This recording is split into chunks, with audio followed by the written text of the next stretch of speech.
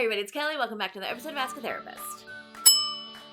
Today we have a special guest. This is Hannah, and she also has a YouTube channel, is also a therapist, and is also very interested in a lot of things that y'all are interested in too. So Hannah, will you tell us what it is you do, who you are, and what brought you to the topic we're talking about today? Yes. So I'm Hannah Brentz. I have a private practice in Massachusetts, Florida, and Texas. And I work with folks who are deconstructing their faith, recovering from religious trauma, specifically purity culture, and might be stuck in freeze when it comes to sex and having trouble dating and having sex because of religion.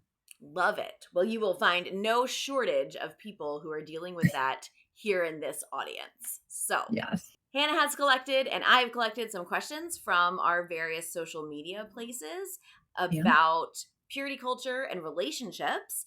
And we're going to kind of ask each of our questions and we'll both answer. And then if you have any additional questions, feel free to drop them in the comment sections and we can answer them individually. We can get back together and do another video, whatever did you want. We're totally open. But yeah, thanks for being here, Hannah. This will be awesome. Let's Yeah. go. Thanks, Kelly. One of the questions that I got was, is it actually possible to heal from purity culture? Ooh. So you're not starting us off easy. Yeah. Or you Big one are. here. Yes. Full stop. Yeah. Next question. I know, done. Yes. That's a big Yeah, question. That's a I big know. one. It's probably the question that is on everyone's mind. Yeah. Mm-hmm. Like, can I actually get better? Yeah. Well, and I can understand when people ask that, right? Because it feels like you take a bunch of strides forward and then something Yeah. happens and you're like, what the crap? Like, I'm back.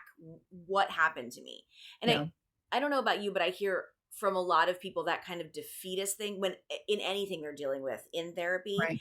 when they've made strides and they're feeling good, but the second something happens, they're like, oh, square one again. And I try so hard to help people understand that like healing's not linear and we say those things and everything, but Right.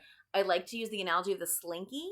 Like we're Mm. not in a line, we're on a slinky, and sometimes the slinky's really compressed, but like Yeah. if the slinky stays in one place, you're going around in a circle, right? So like when you come back around to this place here, Right. the landscape looks similar, Yeah. understandable, but you are a rung higher. Like you are Great moving. analogy. You're like a different like altitude, you know? Yeah. And it Yeah. feels similar, and I get that. And it Yeah. sometimes super sucks that it feels similar, but it's working. Like things are working. You're Yeah. not the same person you were last time you felt like you were in this place. And Yeah. it's not back to square one, but I do get how it can be super defeating sometimes, right? Like Yeah. what do you say to people when they ask that? Yeah. Well, typically I say something like, I believe in healing. Mm. And, I don't think I would be a therapist, or I wouldn't be a very good one if I didn't. Right.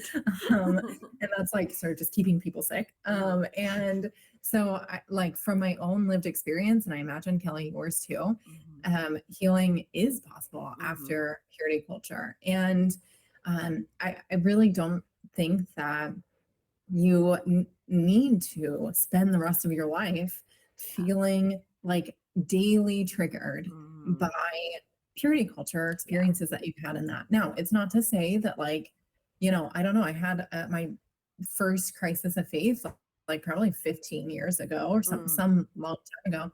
And in November, I had a click moment. So it's not to say that you're not going to have click moments along the way. Right. But I'm 100% not daily triggered by purity culture. In my work and just really like personal beliefs, healing is 100% possible. Makes It just sense. takes time.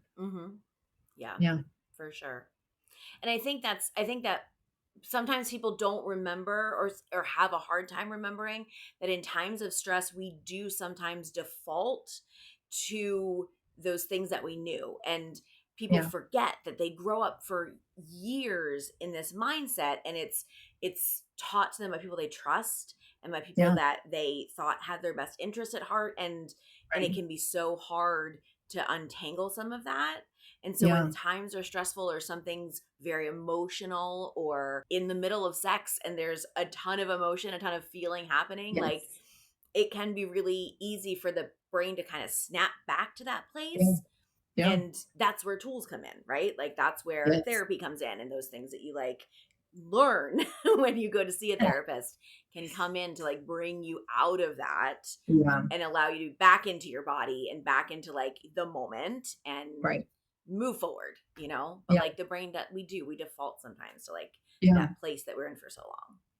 Well, and I think people think about cults Mm, like they think of Waco, Texas, yeah, and like everybody like yeah. it ending in some terrible tragedy or something, but it's just not totally accurate. That actually, Mhm. like, purity culture is really like religious indoctrination that Yes. results in conditioned behaviors Hmm. and ways of thinking. And Yeah. so if your brain and body are still acting as if you're in purity culture but you don't believe it anymore, that's because that's been conditioned indoctrination into you. Yeah. Yeah. People are very hesitant, I think I have found, to use the word cult for Yeah. that. And I would agree. I think I know it applies.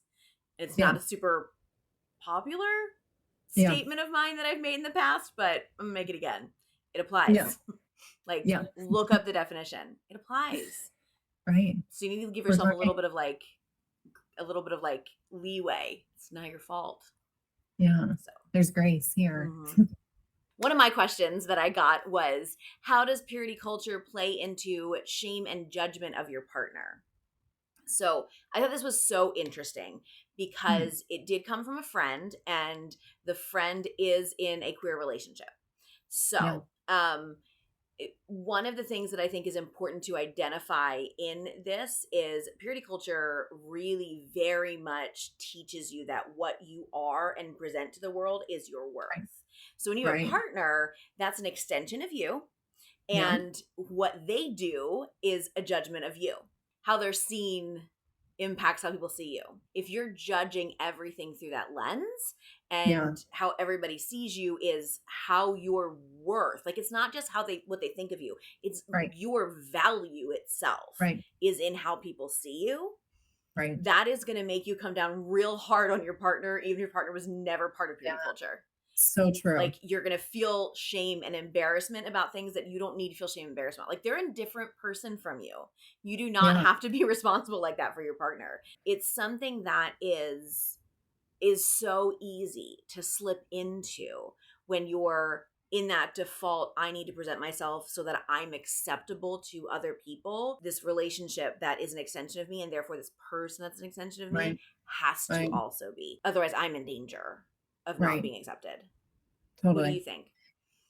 Well, I think that like one of the biggest things that stands out to me is the roles that purity culture prescribes for people. And especially like it goes for everybody, but like especially when you're in a queer relationship, Mhm. you're like already working against the like roles that were defined by purity culture that are kosher Mhm. essentially. And so, I think that like it can be really easy because purity culture has woven in it just an inherent amount of shame Mm. that like if you don't meet these unreachable standards, then you are bad and you're worthless, like you're talking about. So there is this Right. shame, and it also teaches you to judge other people. Mm. Like it Yeah. says, like if this person isn't doing that thing or the other, Yeah. then you need to correct their behavior or like bring them on to the straight and narrow. Yeah.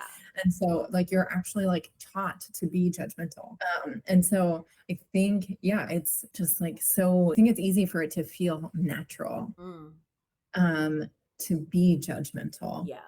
in this way. And you're right, like not helpful Mm. for the relationship whatsoever. Mhm.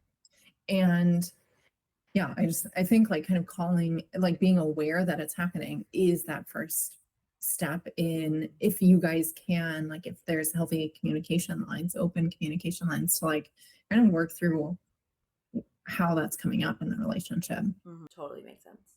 Next question. One of yours. Okay, next question. Yeah, so I got this question asking, what do I do? I don't believe in purity culture anymore, but I still am in a freeze response. Like when I'm having sex, I still cringe and cry and I'm frozen. So like what is going on and what do I do about that?